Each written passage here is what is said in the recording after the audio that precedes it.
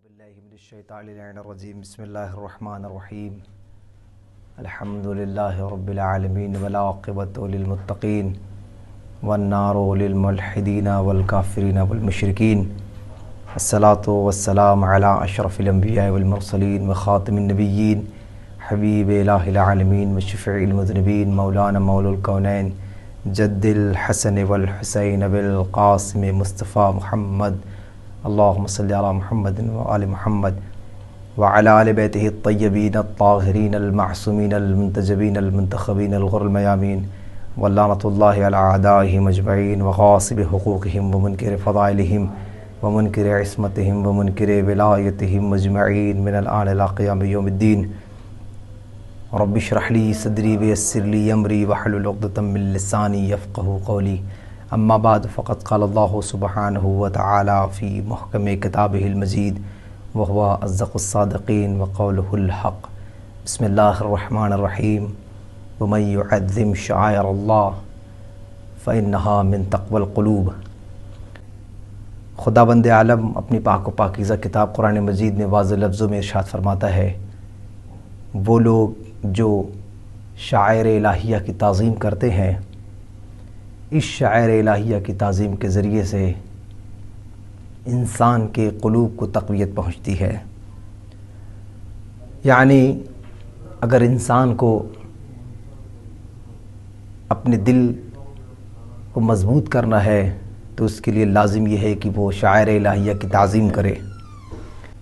موضوع بحث یہ ہے کہ آج جب اس کثیر تعداد میں دنیا کے گوشے گوشے سے زائر امام حسین علیہ السلام کربلا میں شریک ہو رہے ہیں، اور جو لوگ شریک نہیں ہو پاتے وہ تڑپ رہے ہیں اپنے ملک میں، اپنے وطن میں، کہ کاش ہمیں یہ سعادت، یہ موقع ملتا کہ ہم بھی امام حسین علیہ السلام کی زیارت کے لیے تشریف لے جاتے اور اس ازدحام میں جو حسین کی طرف ایک سیلاب امڑ رہا ہے اس کی طرف بڑھتے اور اس میں شامل ہو جاتے۔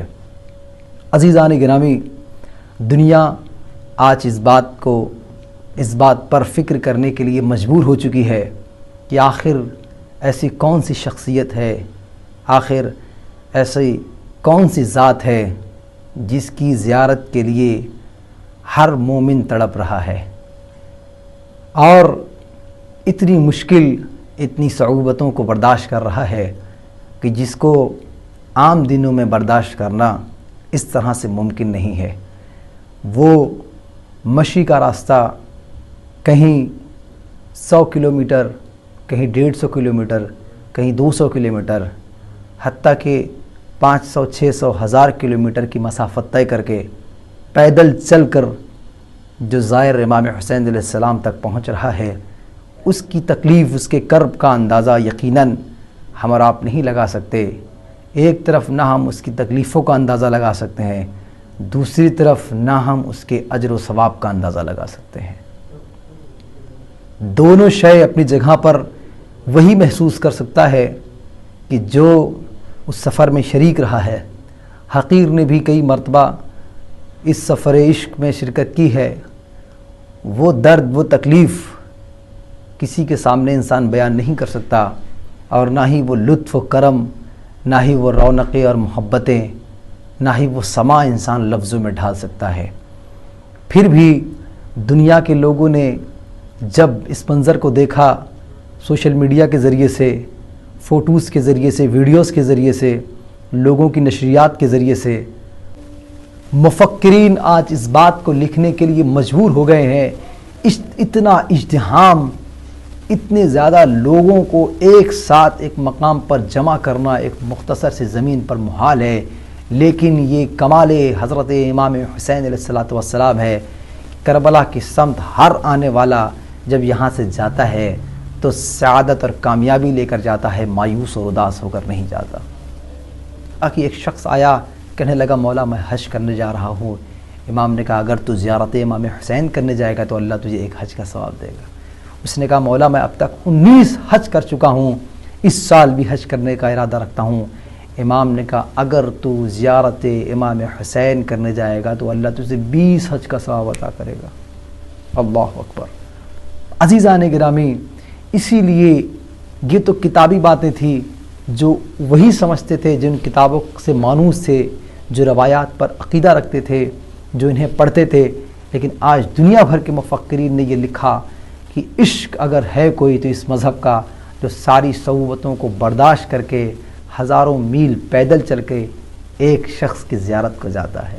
اور عزیزان گرامی کیوں نہ جائے؟ جب محبت ہوتی ہے، جب عشق ہوتا ہے، جب ہمیں اس کا اجر و ثواب پتہ ہوتا ہے، تو بدرجہ اولا جب انسان کی معرفت بڑھے گی، عشق کا جذبہ بڑھے گا، تو اس کی زیارت کے مشتاقین بھی بڑھ جائیں گے. امام نے فرمایا جو شخص امام حسین علیہ السلام کی زیارت کرنے آتا ہے خوف کی حالت میں دوبارہ جملے کروں، خوف چاہے ظاہری ہو یا خوف باطنی ہو، اگر کوئی شخص خوف کے ساتھ حضرت امام حسین علیہ السلام کی زیارت کو آتا ہے تو اس دن جب پوری دنیا خوف و ہراساں ہوگی، ہر کوئی ڈرا ہوا ہوگا، یعنی روز محشر جب لوگ اپنے اعمال کو دیکھ کر خوف زدہ ہوں گے، ان کی پیشانیوں سے پسینے ٹپک رہے ہوں گے، ایسی حالت میں جب اہل محشر خوف زدہ ہوں گے تو زائر امام حسین جس نے خوف کی حالت میں امام حسین علیہ السلام کی زیارت کی ہے، اللہ اس کے دل کو سکون بخشے گا. یعنی جب دنیا خوف زدہ ہوگی تو زائر حسین مطمئن رہے گا.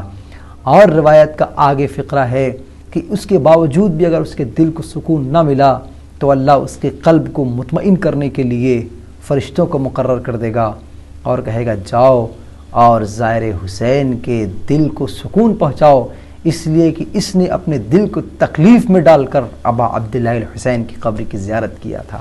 عزیزان گرامی، تیزی کے ساتھ صاحب کتاب جامع السعادات آیت اللہ محمد مہدی نراقی علی اللہ مقامہ رحم اللہ مرقدہ، انہوں نے جب کتاب لکھی جامع السعادات، یہ کتاب کسی صوفی نے پڑھی، مفکرین کیا کہتے ہیں زائر امام حسین پر. بس عزیزان گرامی اس پہ غور کر لے اور گفتگو کو تمام کر دوں گا کہ جو لوگ جس آیت کی میں نے تلاوت کیا ہے، جو لوگ شاعر الہیہ کی تعظیم کرتے ہیں، اللہ ان کے دلوں کو مضبوط کرتا ہے، ان کے دلوں کو تقویت بخشتا ہے. ایک صوفی عالم دین نے اس کتاب کو پڑھا جو کتاب زہد پر پوری لکھی گئی ہے. آپ حضرات نے کتاب کو دیکھا ہوگا، اس نام کو سنا ہوگا. صاحب جامع السعادات نے کتاب لکھی زہد پر. جب انہوں نے کتاب لکھی، اس صوفی عالم دین نے اس کتاب کا مطالعہ کیا تو وہ کتاب کے مصنف اور اس کتاب کے لکھنے والے پر بہت زیادہ متحیر ہوا، اور اس نے یہ کتاب لکھی ہوگی، اتنی زہد بھری ہوئی کتاب، اتنی حدیث، اتنے اشارے جو زاہدانہ ہیں، وہ خود کتنا بڑا زاہد ہوگا. آیت اللہ مہدی نراقی سے ملنے کی خواہش ہوئی اس صوفی کو کہ اب میں صاحب کتاب اور مؤلف سے جا کے ملنا چاہتا ہوں. تو اب اس نے ارادہ کیا کہ میں ان سے جا کے ملوں گا. نکل پڑا ان سے ملنے کے لیے. راستہ پوچھتے پہنچا جہاں پر رہتے تھے، یعنی محلے کے قریب پہنچا. لوگوں سے پوچھا کہ اس وقت یہ صاحب کتاب کہاں رہتے ہیں؟ انہوں نے کہا آگے رہتے ہیں.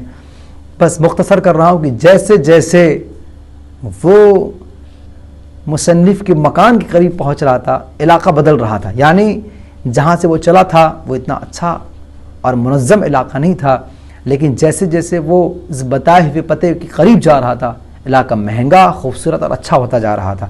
حتیٰ کہ جب لوگوں نے بتایا کہ یہی گھر ہے آیت اللہ مہدی نراقی کا، تو اس نے کہا کہ جو میری نگاہوں کے سامنے تھا عجیب منظر تھا. اتنا عالی شان مکان، دربان، نوکر چاکر لگے ہوئے تھے. کتاب جو ساتھ لے آیا ہے اس کتاب میں زہد لکھا ہوا ہے. اس کتاب میں زاہدانہ باتیں کی گئی ہیں اور یہاں شاہانہ ٹھاٹ باٹ ہے. صوفی عالم دین پریشان ہے، حیران ہے، سوچ رہا ہے کہ یہ کیسا مکان ہے. کتاب لکھنے والا جو اس کے ذہن میں تھا، اس نے یہ سوچا تھا کہ کتاب لکھنے والا معمولی سا انسان ہوگا، پھٹے پرانے کپڑے پہنے ہوئے ہوگا اور عام سی زندگی گزارتا ہوگا، ٹوٹا پھوٹا مکان ہوگا، چند مٹی کے برتن ہوں گے. اپنے اعتبار سے سب کچھ سوچ رہا تھا.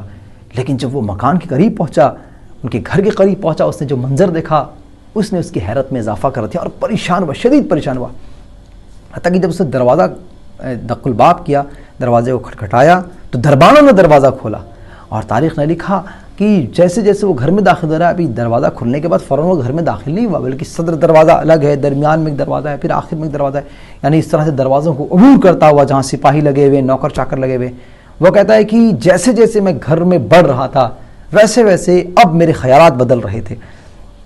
یعنی میں کیا سوچ کر آیا تھا؟ میں یہ سوچ کر آیا تھا جب میں نے یہ کتاب پڑھی تھی. صوفی عالم دین کہتا ہے کہ بہت زاہد ہوگا، جس نے اتنی زاہدانہ کتاب لکھی ہے وہ خود کتنا بڑا زاہد ہوگا. عزیزان گرامی دیکھیں، دنیا زائر امام حسین کے فضائل لکھنے پر مجبور ہے. اب جب آخری مرحلہ آیا، گھر کا دروازہ کھلا تو اس نے کیا دیکھا کہ وہ ایک شخص ہے جو تخت نشین ہے، یعنی گدا، بہترین خوبصورت گدا لگا ہوا ہے، آس پاس تکیے لگے ہوئے ہیں اور اپنا شاہانہ ٹھاٹ باٹ کے ساتھ بیٹھا ہوا ہے، اور اس کے دونوں طرف دونوں جانب صف لگی ہوئی ہے اور وہ کچھ بیان کر رہے ہیں اور صف میں بیٹھے ہوئے لوگ اسے سماعت کر رہے ہیں. وہ آ کے صف کے سامنے کھڑا ہو گیا، یعنی بالکل اس طرف کھڑا ہو گیا، اور وہ عالم دین اس اونچے مقام پر تشریف فرما ہے. اس نے وہی بلند آواز سے کہا کہ یہاں مہدی عراقی کون ہے؟ تو قریب نیچے بیٹھے والوں نے اشارہ کیا کہ وہ جو خطاب کر رہے ہیں وہ ہے. یہاں کیا چل رہا ہے؟ کہ یہ نصیحت کر رہے ہیں اور درس دے رہے ہیں. اب وہ مخاطب ہوا، کہنے لگا کہ ایک کتاب ہے جو میرے پاس اس وقت موجود ہے، جامع السعادات، وہ آپ نے لکھی ہے؟ انہوں نے کہا جی میں نے لکھی ہے. قریب آیا، قریب آ کے کہنے لگا کہ میں نے یہ سوچا تھا کہ یہ کتاب لکھنے والا، جب اس نے کتاب ایسی لکھی ہے جو عارفانہ ہے، جو انسان کے زہد پر زور دیتی ہے، انسان زاہد کیسا ہوتا ہے، لیکن یہاں کتاب آپ نے ایسی لکھی جو زہد سے بھری ہوئی ہے، لیکن آپ کی زندگی میں کہیں سے بھی مجھے زہد نظر نہیں آ رہا. یعنی یہ صرف لقلقہ لسانی تھا، یہ صرف قلم تھی جس نے لکھ دیا، ورنہ آپ کی ذاتی زندگی میں اور اس کتاب کے اندر زمین آسمان کا فرق ہے. یعنی جو زہد کی باتیں آپ کتاب میں کر رہے ہیں وہ حقیقت کی زندگی میں آپ کے اندر شامل نہیں ہے. بڑی بات کہی اس نے. مسکرائے مہدی عراقی، کہنے لگے تو نے اس کتاب میں کیا پڑھا؟ کہ اس کتاب میں نے جس زہد کی بات پڑھی ہے، میں یہ سمجھ رہا تھا کہ اتنی دقیق باتیں، اتنے دقیق انداز سے زہد پر لکھنے والا خود کتنا بڑا زاہد ہوگا، اس لیے میں آپ سے ملنے آیا. کہا پھر اب کیا کرے گا؟ اس نے کہا کہ آپ نے صرف لکھا ہے، آپ اس پر عمل نہیں کرتے، لہذا اب یہاں تک آ گیا ہوں. میں یہ سمجھتا ہوں کہ کتاب ضروری نہیں ہے کتاب لکھنے والا بھی اس کتاب میں جتنی لکھی ہوئی باتیں ہیں اس کے اندر صفات بھی پائے جائیں، لہذا آپ زاہد نہیں ہے. ورنہ یہ سوچ رہا تھا کہ اتنا عالی شان محل، اتنا شانہ ٹھاٹ باٹ، نہ زہد رکھنے والے کو تو کے پاس یہ سب نہیں ہونا چاہیے تھا. یہ سوچ کر وہ کھپایا، غصہ ہو کر، اداس ہو کر، یہ تو کہ آپ نے صرف کتاب لکھی ہے، حقیقت میں آپ ایسے نہیں ہیں، یہ کہہ کے وہ جانے لگا. مہدی عراقی نواز کہاں جا رہا ہے؟ اس نے کہا جب یہاں تک آ گیا ہوں تو اب جا رہا ہوں کربلا امام حسین علیہ السلام کی زیارت کرنے. تاریخ نے لکھا کہ وہ دروازے تک پہنچ چکا تھا. مہدی عراقی نے کہا کہ کہاں جا رہا ہے؟ پھر پوچھا. کہا یہاں تک آ گیا ہوں، مایوس ہو گیا ہوں، صاحب کتاب سے مایوس ہو گیا. کتاب تو بہت اچھی ہے لیکن صاحب کتاب سے مایوس ہے، میرا دل مطمئن نہیں ہوا جو میں نے دیکھا. جانے لگا. مہدی عراقی نے پوچھا کہاں جا رہا ہے؟ جس نے کہا میں کربلا جا رہا ہوں. مہدی عراقی نے کہا ٹھہر، میں بھی چل رہا ہوں. تم کربلا جا رہے ہو؟ رک جا، میں بھی چل رہا ہوں تمہارے ساتھ. یہ کہہ کے اس کے پیچھے چل پڑے. حالت کو آپ دیکھ رہے تھے جب وہ آیا تھا تو کیا منظر تھا؟ درس چل رہا تھا، دین اور تبلیغ کی باتیں ہو رہی تھیں. اسی اسنا میں صفوں کے درمیان سے مہدی عراقی نکلے، کہنے لگے کہ میں بھی تیرے ساتھ چلوں گا. اس نے سوچا کہ اتنا بڑا محل اور اتنی ضروریات کو چھوڑ کر کے میرے ساتھ تھوڑی نہ جائیں گے. میں نے کہا ٹھیک. ایک دروازہ دوسرا دروازہ پار کرتے ہوئے گھر سے باہر نکل گیا. پیچھے پیچھے چل رہے ہیں، حتیٰ کہ جس شہر میں، جس قریے علاقے میں رہتے تھے اس کی حد کے قریب آ گئے. مہدی عراقی اس کے پیچھے پیچھے چلتے. اس نے کہا واقعاً آپ میرے ساتھ کربلا چلیں گے؟ ہاں تو کربلا جا رہا ہے، میں بھی تیرے ساتھ. کیا کرنے کربلا جا رہا ہے؟ امام حسین اسلام کی زیارت کرنے جا رہا ہوں. کہ پھر میں بھی تیرے ساتھ کربلا حضرت ابا عبداللہ الحسین کی زیارت کرنے جاؤں گا. اس کو لگا کہ یوں ہی کہہ رہے ہیں، شاید اب یہ ثابت کرنا چاہ رہے ہیں کہ میں زاہد ہوں. لہذا آخری وقت تک، شہر کے آخری مرحلے تک پہنچ گئے نا، واقعاً آپ میرے ساتھ کربلا چلیں گے؟ میں نے کہا ہاں، جب تو کربلا عازم کربلا ہو چکا ہے تو ضرور تیرے ساتھ امام حسین اسلام کی زیارت کرنے جاؤں گا. اس نے کہا کہ میں نے یوں ہی کہہ دیا تھا، اصل میں میرا ایک سامان ہے، ایک برتن تھا جو تمہارے محل میں چھوٹ گیا ہے، میں اسے لینے جا رہا ہوں.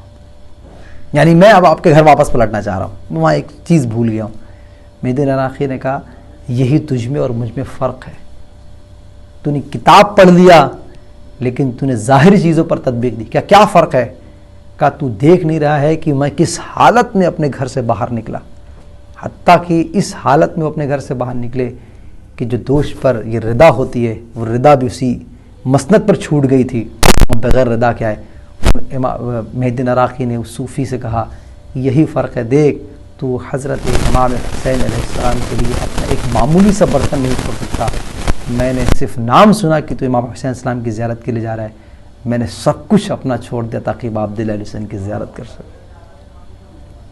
آج جو دنیا سب سے زیادہ خوف میں پڑی ہوئی, اپنی حیات کو لے کر پڑی ہوئی ہے, محسوس کریں اپنے آس پاس ہر مرنے والے کی خبر سن کر لوگ ڈر جا رہے ہیں کہ آئندہ خدا نہ خواستہ کس کی نوبت آ جائے موت کے لیے.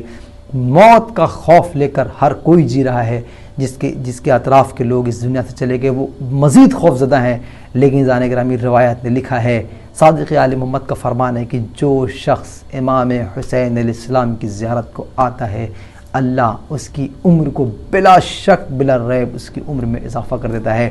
بس آخر میں یہ فقرہ کہوں کہ اگر عاقبت سنوارنی ہو, اگر چاہتے ہو کہ رسول تم سے مصافحہ کریں, اگر چاہتے ہو کہ اللہ تمہارے قلب کو مطمئن کرے, اگر چاہتے ہو کہ تمہاری عمر میں اضافہ ہو, اگر چاہتے ہو کہ تمہارے رزق میں اضافہ ہو, اگر چاہتے ہو کہ تمہارے مال و دولت میں اضافہ ہو, تو انسان پر لازم اور ضروری ہے کہ وہ حضرت امام حسین علیہ السلام کی زیارت کو آئے. وآخر الدعوانا الحمدللہ.